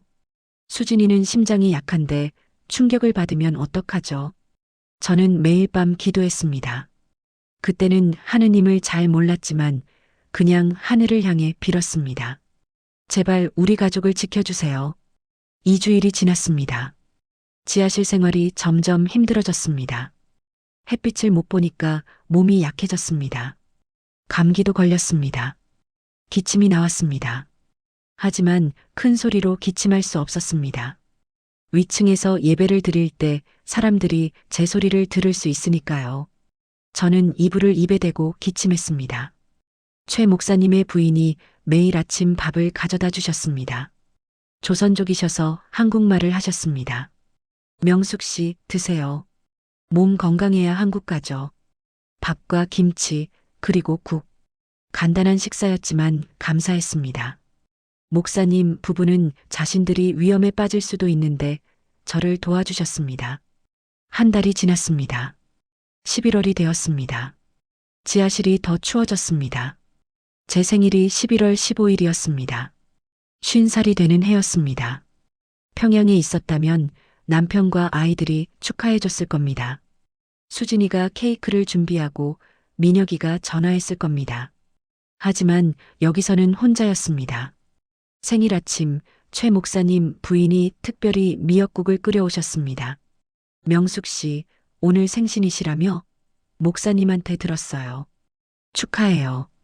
저는 미역국을 보며 울었습니다. 감사합니다. 정말 감사합니다. 한 숟가락 떠서 입에 넣는데 어머니 생각이 났습니다. 어머니가 생일 때마다 끓여주시던 미역국. 이제 어머니는 안 계신데 여기서 낯선 분이 끓여주신 미역국을 먹고 있었습니다. 그날 저녁 저는 어머니 사진 앞에 미역국을 놓고 말했습니다. 어머니, 제가 50살이 됐어요. 어머니 없이 맞는 첫 생일이에요. 어머니, 저 잘하고 있죠? 제가 자유를 향해 가고 있어요. 사진 속 어머니는 웃고 계셨습니다. 2달이 지났습니다. 12월이 되었습니다. 지하실에 난로를 하나 들여놨지만 추웠습니다. 손발이 꽁꽁 얼었습니다. 저는 담요를 뒤집어 쓰고 하루 종일 침대에 누워 있었습니다. 할 일이 없었습니다. 목사님이 성경책을 주셨지만 저는 성경을 읽을 줄 몰랐습니다. 북한에서는 종교가 금지되어 있었으니까요. 그런데 이상했습니다. 성경을 읽는데 위로가 됐습니다. 특히 시편이라는 부분이요. 여호와는 나의 목자시니 내게 부족함이 없으리로다. 저는 이 구절을 읽으며 울었습니다. 정말 그랬으면 좋겠다고 생각했습니다. 제게 부족함이 없으면 좋겠다고, 가족이 함께 있으면 좋겠다고. 12월 크리스마스가 다가왔습니다. 위층 교회에서 찬송가 소리가 들렸습니다. 고요한 밤, 거룩한 밤. 저는 그 노래를 듣다가 따라 불렀습니다. 작은 목소리로요. 노래를 부르니 마음이 조금 나아졌습니다. 아, 나는 가수였구나. 나는 노래하는 사람이었구나. 2020년 1월이 되었습니다. 새해가 밝았습니다. 하지만 지하실에는 아무 변화도 없었습니다. 여전히 어둡고 춥고 습했습니다. 저는 매일 창문으로 사람들의 발을 봤습니다. 지나가는 발들을 보며 생각했습니다. 저 사람들은 자유롭구나. 저 사람들은 원하는 곳에 갈 수 있구나. 1월 말 최 목사님이 좋은 소식을 가져오셨습니다. 박명숙 씨, 이제 한국행 준비를 시작할 수 있을 것 같습니다. 북한 보위부 추적이 조금 느슨해졌습니다. 저는 벌떡 일어났습니다. 정말요? 정말 한국 갈 수 있어요? 네, 2월 중에 출발할 수 있을 겁니다. 저는 기뻤습니다. 드디어 한국에 갈 수 있구나. 한국에 가면 일자리를 구하고 돈을 벌어서 남편과 아이들을 데려올 수 있을 거야. 저는 그날 밤 잠을 이룰 수가 없었습니다. 설렜습니다. 하지만 2월 초 끔찍한 소식이 들려왔습니다. 중국에서 이상한 병이 퍼지기 시작했다는 겁니다. 우한이라는 곳에서 시작된 전염병이라고 했습니다. 처음에는 대수롭지 않게 생각했습니다. 하지만 며칠 지나자 상황이 심각해졌습니다. 최 목사님이 지하실로 내려오셨습니다. 얼굴이 어두웠습니다. 박명숙 씨, 한국행이 연기되어야 할 것 같습니다. 코로나 바이러스라는 전염병 때문에 국경이 봉쇄되고 있습니다. 저는 멍했습니다. 그게 무슨 말씀이세요? 모든 국경 통행이 막힐 것 같습니다. 한국행도 불가능해질 겁니다. 저는 주저앉았습니다. 안 돼요. 이제 곧 간다고 생각했는데, 이제 곧 가족을 데려올 수 있다고 생각했는데, 그럼 언제 갈 수 있어요? 제가 물었습니다. 목사님은 고개를 저었습니다. 모르겠습니다. 이 전염병이 언제 끝날지 아무도 모릅니다. 그날부터 지하실은 더 답답해졌습니다. 2월, 3월, 4월. 시간이 흘렀지만 코로나는 끝나지 않았습니다. 오히려 더 심해졌습니다. 중국 전체가 봉쇄됐습니다. 사람들이 집 밖으로 나올 수 없었습니다. 당연히 한국행도 불가능했습니다. 저는 지하실에서 더 오래 있어야 했습니다. 3개월이 6개월이 됐습니다. 저는 점점 우울해졌습니다. 햇빛을 못 본 지 반년이 넘었습니다. 사람들과 대화를 나눈 지도 오래됐습니다. 목사님 부부 외에는 아무도 만날 수 없었습니다. 어느 날 저는 거울을 봤습니다. 제 얼굴이 낯설었습니다. 피부가 창백하고 눈 밑에 그늘이 졌고 머리카락이 많이 빠졌습니다. 이게 나인가? 북한 최고 무대에 섰던 가수가 이렇게 됐나? 저는 울었습니다. 하지만 포기할 수 없었습니다. 저는 매일 운동을 했습니다. 좁은 방에서 제자리 걸음을 했습니다. 스트레칭도 했습니다. 그리고 노래를 불렀습니다. 작은 목소리로요. 발성 연습을 했습니다. A25 평양 대동강변에서 하던 그 연습을요. 7월이 되었습니다. 제가 탈북한 지 9개월이 지났습니다. 최 목사님이 소식을 가져오셨습니다. 박명숙 씨 한국 대사관 통로가 조금 열렸습니다. 8월에 시도해 볼 수 있을 것 같습니다. 저는 다시 희망을 가졌습니다. 정말요? 이번에는 정말 갈 수 있어요? 8월 초 준비가 시작됐습니다. 최 목사님이 여권과 서류를 준비해 주셨습니다. 가짜 신분증이었습니다. 중국 사람으로 위장하는 거였습니다. 중국말 조금 배우셔야 합니다. 목사님 부인이 중국어를 가르쳐 주셨습니다. 니하오. 시에시에. 저는 열심히 따라했습니다. 8월 15일. 출발하는 날이었습니다. 저는 지하실을 정리했습니다. 100일 넘게 살았던 이곳. 힘들었지만 제 생명을 지켜준 곳. 저는 침대에 편지 한 장을 놓았습니다. 목사님 부부께 정말 감사합니다. 제 생명을 살려주셔서 감사합니다. 한국 가서 잘 살겠습니다. 꼭 다시 찾아뵙겠습니다. 차를 타고 한국 영사관으로 향했습니다. 심장이 두근거렸습니다. 중국 공안이 검문하면 어떡하죠? 신분증이 들통나면 어떡하죠? 하지만 목사님이 제 손을 잡아주셨습니다. 괜찮습니다. 하나님이 지켜주실 겁니다. 3시간을 달렸습니다. 영사관 앞에 도착했습니다. 태극기가 펄럭이고 있었습니다. 저는 그 태극기를 보며 울었습니다. 저기가 한국이구나. 저기가 자유구나. 저는 차에서 내렸습니다. 영사관 문을 향해 걸어갔습니다. 그리고 문을 열었습니다. 안에 한국 직원이 있었습니다. 어서 오세요. 탈북자이십니까? 저는 고개를 끄덕였습니다. 네. 저는 북한에서 왔습니다. 박명숙이라고 합니다. 그 순간 저는 무릎이 꺾였습니다. 바닥에 주저앉았습니다. 살았어요. 제가 살았어요. 여러분, 그날이 2020년 8월 15일이었습니다. 제가 중국을 떠나 한국으로 가게 된 날이었습니다. 100일이 아닌 300일을 지하실에서 보냈지만 저는 포기하지 않았습니다. 왜냐하면 가족이 기다리고 있었으니까요. 여러분, 한국 영사관에서 2주일을 보냈습니다. 코로나 검사도 받고 서류도 작성하고 면담도 했습니다. 그리고 드디어 2020년 9월 1일 한국행 비행기에 올랐습니다. 인천국제공항으로 가는 비행기였습니다. 비행기 창문으로 밖을 봤습니다. 구름이 보였습니다. 하늘이 보였습니다. 저는 1년 만에 처음 하늘을 제대로 봤습니다. 지하실에서는 하늘을 볼 수 없었으니까요. 하늘이 이렇게 넓었나요? 이렇게 파랗나요? 3시간 뒤 기장이 안내방송을 했습니다. 곧 인천국제공항에 도착하겠습니다. 저는 심장이 두근거렸습니다. 한국, 대한민국, 어머니가 보고 싶어 하셨던 남쪽. 제가 드디어 그곳에 가는 겁니다. 비행기가 착륙했습니다. 바퀴가 땅에 닿는 순간 저는 눈물이 났습니다. 어머니, 제가 도착했어요. 자유의 땅에 도착했어요. 비행기 문이 열렸습니다. 저는 일어나 통로를 걸었습니다. 그리고 비행기 밖으로 나왔습니다. 공항 건물로 들어갔습니다. 사람들이 많았습니다. 마스크를 쓴 사람들, 코로나 때문이었습니다. 하지만 그래도 자유로워 보였습니다.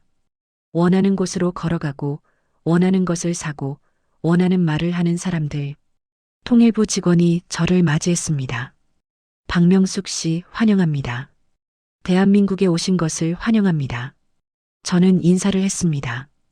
감사합니다. 정말 감사합니다. 목이 메었습니다. 더 이상 말할 수 없었습니다. 차를 타고 이동했습니다. 창밖으로 한국이 보였습니다. 높은 빌딩들, 깨끗한 도로, 많은 자동차들. 북한과는 너무 달랐습니다. 평양도 이렇게 발전하지 않았습니다. 저는 놀랐습니다. 이게 같은 민족이 사는 나라란 말인가? 1시간 정도 달려서 어느 건물에 도착했습니다. 여기는 하나원입니다. 탈북자분들이 한국 생활 적응 교육을 받는 곳입니다. 직원이 설명했습니다. 3개월 동안 여기서 지내시면서 한국 사회에 대해 배우시게 됩니다. 방을 배정받았습니다. 2인실이었습니다. 룸메이트는 30대 여성이었습니다. 평안북도에서 왔다고 했습니다. 언니, 저는 최은혜라고 해요. 반가워요. 나는 박명숙이라고 합니다. 잘 부탁해요. 그날 밤 저는 처음으로 편하게 잠을 잤습니다. 1년 만이었습니다. 지하실에서는 항상 긴장했었습니다. 혹시 공안이 들이닥치면 어떡하나? 혹시 들키면 어떡하나? 하지만 여기는 안전했습니다. 여기는 한국이었습니다. 다음 날부터 교육이 시작됐습니다. 한국 역사, 한국 경제, 한국 문화, 컴퓨터 사용법, 스마트폰 사용법, 은행 이용법. 모든 게 낯설었습니다. 북한과는 너무 달랐습니다. 특히 스마트폰이 신기했습니다. 이 작은 기계로 뭐든지 할 수 있었습니다. 인터넷 검색도 되고, 음악도 듣고, 영상도 보고. 북한에서는 상상도 못했던 일이었습니다. 강사 선생님이 말했습니다. 여기서는 원하는 거 뭐든지 검색할 수 있어요. 금지된 게 없어요. 그날 저녁 저는 스마트폰으로 검색을 해봤습니다. 북한 탈북자 박명숙. 제 이름이 나왔습니다. 기사들이 나왔습니다.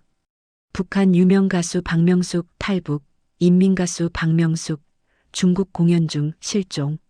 저는 기사를 읽으며 울었습니다. 제 이야기가 여기 다 나와 있었습니다. 그리고 또 검색했습니다. 박명숙 가족. 나오지 않았습니다. 남편과 아이들 소식을 알 수 없었습니다. 저는 걱정이 됐습니다. 무사한가? 혹시 수용소에 간 건 아닐까? 저는 매일 밤 기도했습니다. 하느님, 제 가족을 지켜주세요. 한 달이 지났습니다. 10월이 되었습니다.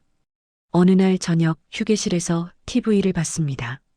다른 교육생들과 함께 앉아 있었는데 누가 채널을 돌렸습니다.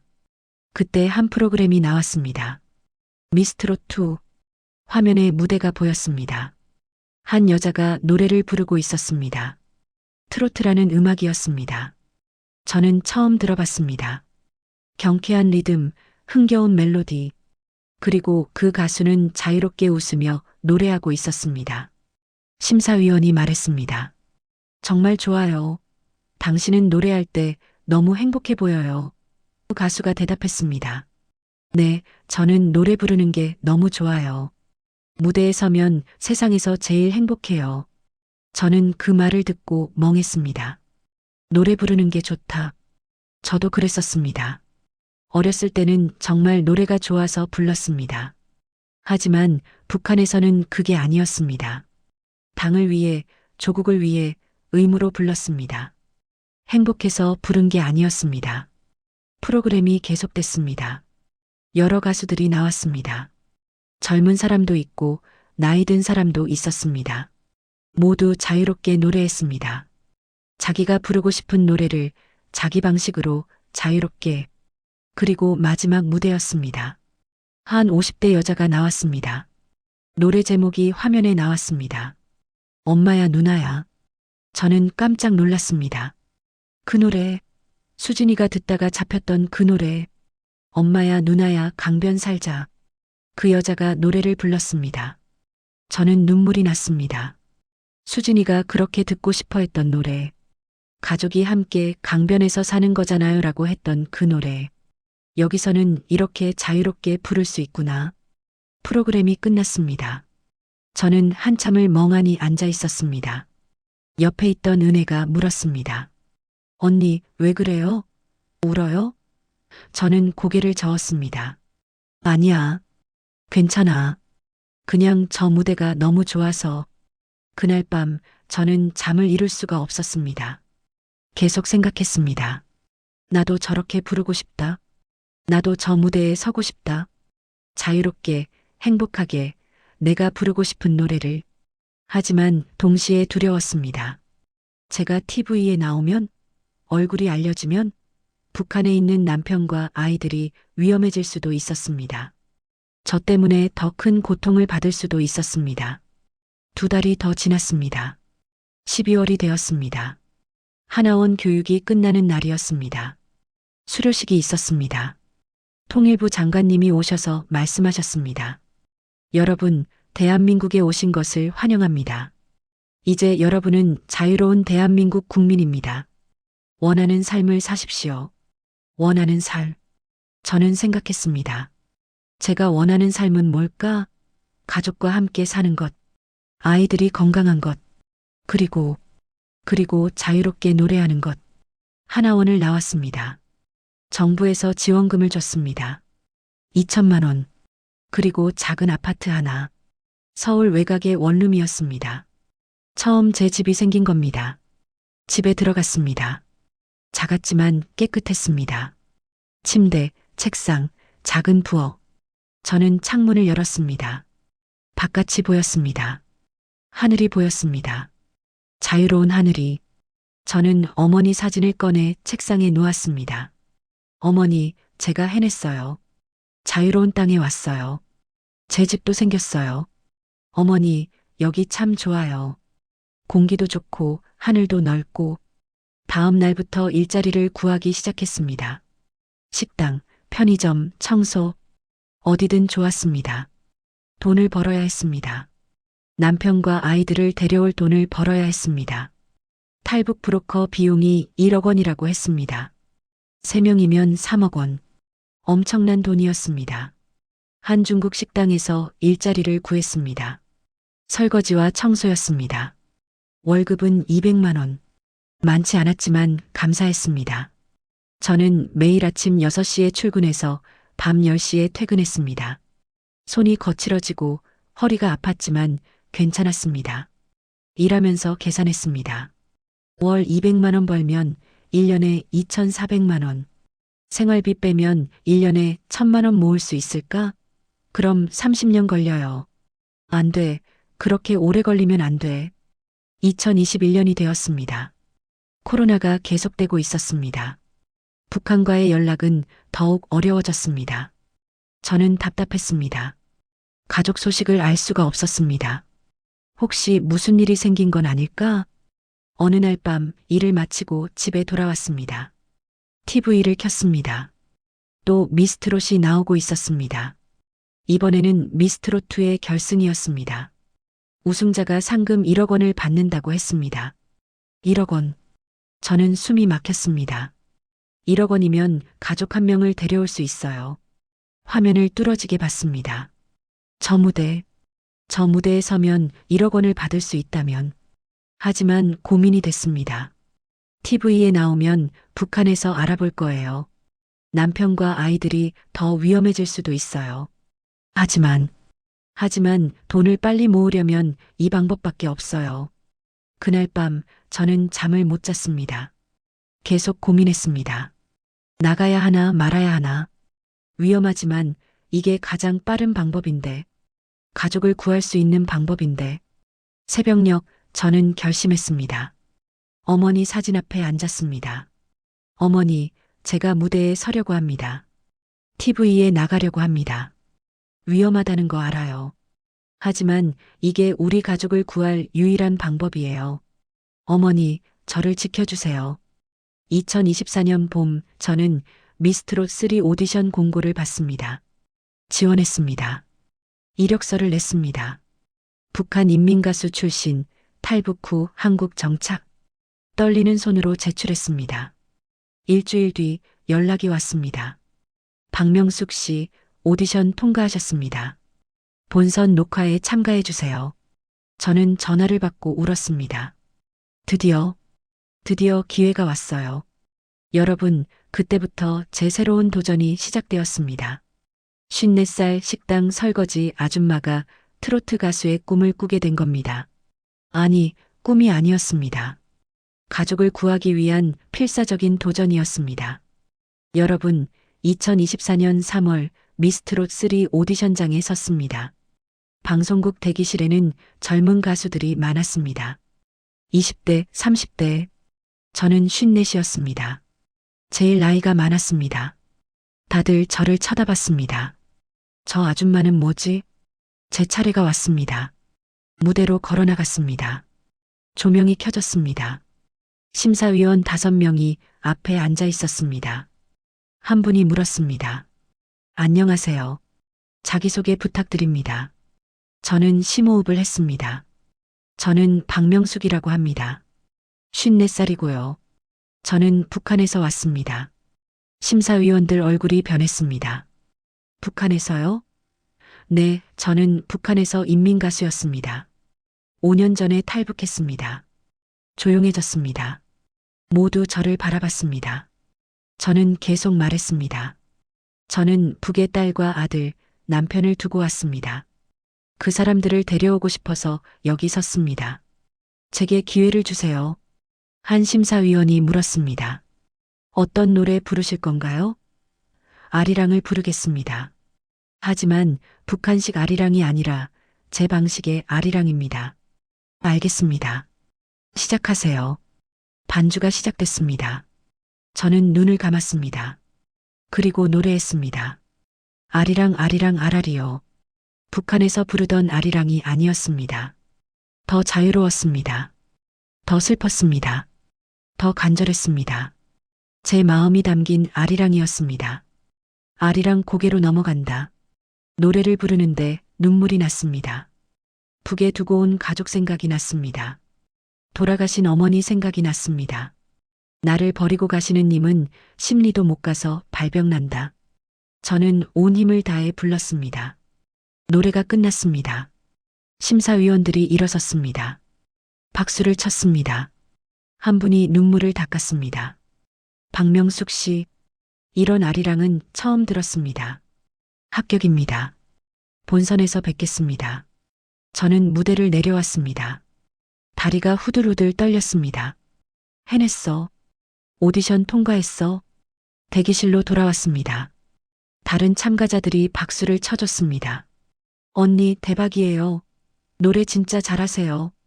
5월 예선이 시작됐습니다. 이번에는 생방송이었습니다. 전국에 방송되는 거였습니다. 저는 두려웠습니다. 북한에서 알아볼까봐, 남편과 아이들이 위험해질까봐. 하지만 이미 늦었습니다. 여기까지 왔습니다. 무대에 섰습니다. 사회자가 소개했습니다. 다음 참가자는 박명숙 씨입니다. 북한 인민가수 출신으로 5년 전 탈북하셨습니다. 관객들이 술렁였습니다. 카메라가 저를 비췄습니다. 인터뷰 영상이 나왔습니다. 제가 했던 말이 화면에 나왔습니다. 저는 북에 가족을 두고 왔습니다. 딸이 심장병이 있는데 북한에서는 수술을 못합니다. 제가 돈을 벌어서 꼭 데려오고 싶습니다. 그리고 제가 부를 노래가 발표됐습니다.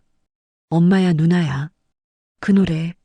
수진이가 듣다가 잡혔던 그 노래. 저는 마이크를 잡았습니다. 떨렸습니다. 하지만 불렀습니다. 엄마야 누나야 강변 살자. 노래를 부르는데 눈물이 났습니다. 수진이 얼굴이 보였습니다. 엄마, 이 노래에는 진짜 가족의 사랑이 담겨 있어요. 중간에 목이 메었습니다. 하지만 끝까지 불렀습니다. 무똥조와 딸이 틀고 금붕어 금잉어 노자. 마지막 음을 길게 뽑았습니다. 노래가 끝났습니다. 관객들이 일어섰습니다. 기립박수였습니다. 저는 인사를 했습니다. 눈물을 닦았습니다. 심사위원이 말했습니다. 박명숙 씨, 이 노래를 왜 선택하셨나요? 저는 대답했습니다. 제 딸이 이 노래를 듣다가 북한에서 잡혔습니다. 그 일로 저는 인민가수 칭호를 잃었고 그때 탈북을 결심했습니다. 오늘 이 노래를 자유롭게 부를 수 있어서 정말 감사합니다. 객석에서 울음소리가 들렸습니다. 심사위원도 눈물을 닦았습니다. 합격입니다. 본선에서 뵙겠습니다. 저는 무대를 내려왔습니다. 방송이 끝나고 스태프들이 말했습니다. 명숙 씨, 지금 인터넷 난리 났어요. 포털 사이트 실시간 검색어 1위예요. 8월 본선이었습니다. 이번에는 더 큰 무대였습니다. 저는 이번에 특별한 곡을 준비했습니다. 당신은 사랑받기 위해 태어난 사람. 어머니를 위한 노래였습니다. 무대 뒤에 어머니 영정 사진을 놓았습니다.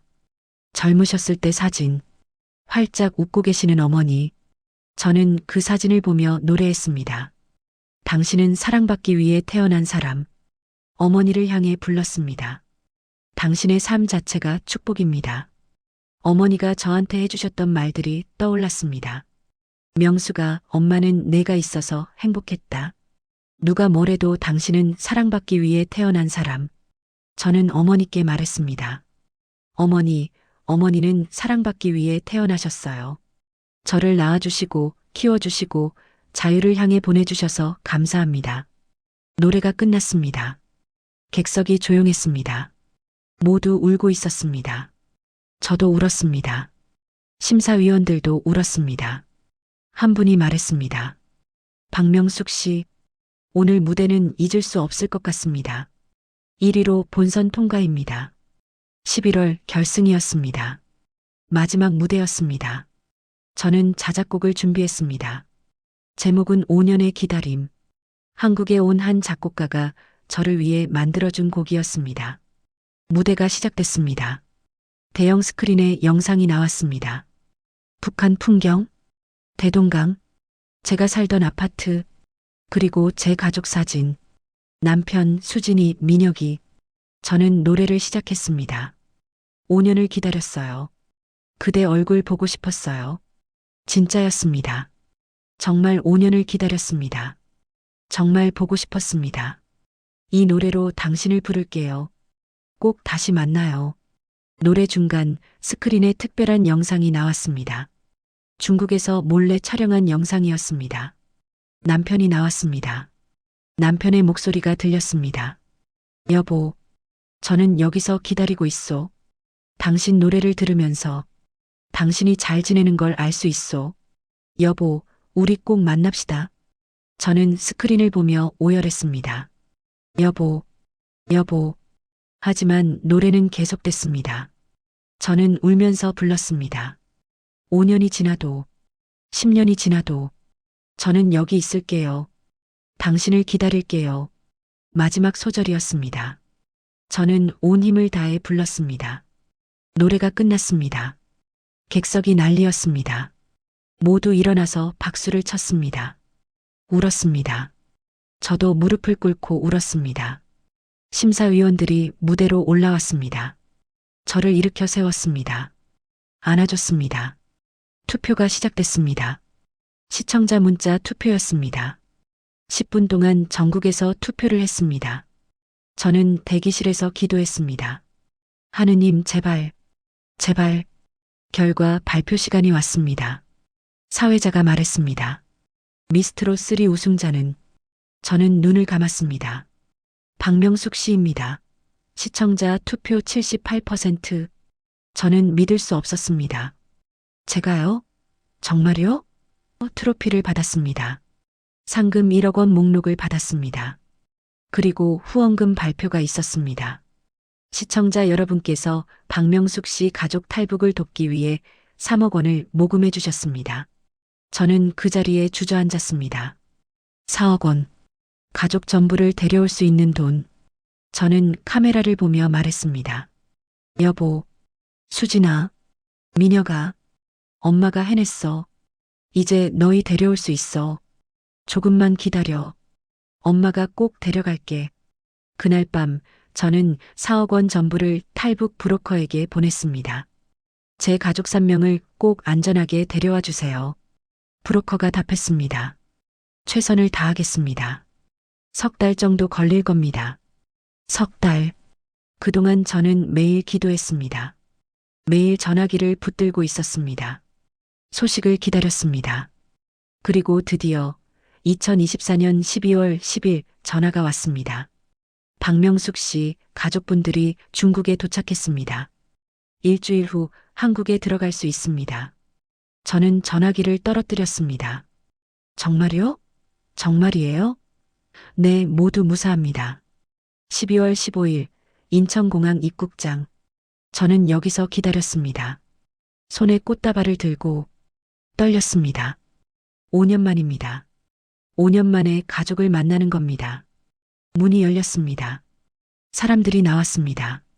그리고 보였습니다. 남편, 수진이, 민혁이 살아 있었습니다.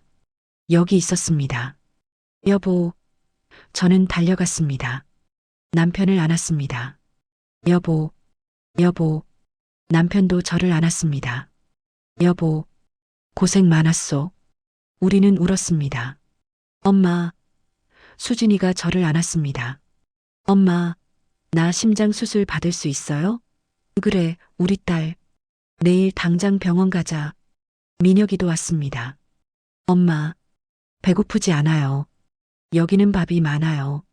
저는 아이들을 안았습니다. 5년 만에 안는 제 아이들. 셋이 모두 말랐지만 살아 있었습니다. 여기 있었습니다. 우리 가족이 다시 만났습니다. 공항 직원들이 울었습니다. 지나가던 사람들도 멈춰 섰습니다. 박수를 쳤습니다. 누군가 소리쳤습니다. 박명숙 씨 아니에요? 미스트롯 우승자. 사람들이 몰려왔습니다. 축하해줬습니다. 2025년 1월 수진이가 삼성병원에서 심장 수술을 받았습니다. 성공했습니다. 의사 선생님이 말했습니다. 이제 정상적인 생활 하실 수 있습니다. 노래도 부르실 수 있어요. 수진이가 울었습니다. 엄마, 나 정말 노래할 수 있어? 2월 저는 첫 콘서트를 준비했습니다. 박명숙 가족 콘서트. 수진이와 함께 서는 무대였습니다. 민혁이는 무대 옆에서 지켜보기로 했습니다. 남편은 피아노 반주를 하기로 했습니다. 콘서트 당일 1000명 관객이 왔습니다. 티켓이 매진됐습니다. 무대에 섰습니다. 저와 수진이가 나란히 섰습니다. 남편이 피아노 앞에 앉았습니다. 민혁이가 무대 옆에서 웃고 있었습니다. 관객석 맨 앞에 어머니 영정 사진을 놓았습니다. 저는 그 사진을 보며 말했습니다. 어머니, 보고 계시죠? 저희가 해냈어요. 가족이 다 모였어요. 이제 자유롭게 노래해요. 수진이와 함께 노래했습니다. 아리랑 아리랑 아라리요. 모녀가 함께 부르는 아리랑. 북한에서는 꿈도 못 꿨던 무대. 자유로운 대한민국에서 사랑하는 딸과 함께 온 가족 앞에서 부르는 노래. 노래가 끝났습니다. 관객들이 일어섰습니다. 박수가 쏟아졌습니다. 저는 마이크를 잡고 말했습니다. 여러분, 감사합니다. 저는 북한에서 왔습니다. 5년 전 자식을 살리기 위해 조국을 떠났습니다. 외롭고 두려웠습니다. 하지만 포기하지 않았습니다. 그리고 오늘 제 가족과 함께 이 무대에 서게 됐습니다. 이것이 자유입니다. 사랑하는 사람과 함께 원하는 노래를 부를 수 있는 것. 여러분, 자유를 누리십시오. 당연하게 여기지 마십시오. 자유는 정말 소중한 겁니다. 그리고 북에 아직 계신 분들께 말씀드립니다. 포기하지 마십시오. 희망은 있습니다. 제가 여기 있습니다. 우리가 여기 있습니다. 언젠가 우리가 다시 만날 날을 기다리겠습니다. 통일이 되는 그날을. 관객들이 울었습니다. 저도 울었습니다. 수진이도 민혁이도 남편도 울었습니다. 우리는 서로를 안았습니다. 무대 위에서 천명 관객 앞에서 자유의 땅에서 여러분, 이것이 제 이야기입니다. 북한 1호 가수에서 탈북자가 되고 다시 대한민국 트로트 가수가 된 이야기입니다. 쉽지 않았습니다. 눈물도 많았습니다. 하지만 포기하지 않았습니다. 지금 저는 행복합니다. 가족과 함께 있고 자유롭게 노래하고 원하는 삶을 삽니다. 어머니, 하늘에서 보고 계시죠? 제가 해냈어요. 어머니가 못 본 자유, 제가 보고 있어요. 감사합니다, 어머니. 사랑합니다. 그리고 여러분께도 감사드립니다. 제 이야기를 들어주셔서 감사합니다. 여러분 모두 행복하시길 바랍니다. 자유를 누리시길 바랍니다. 감사합니다.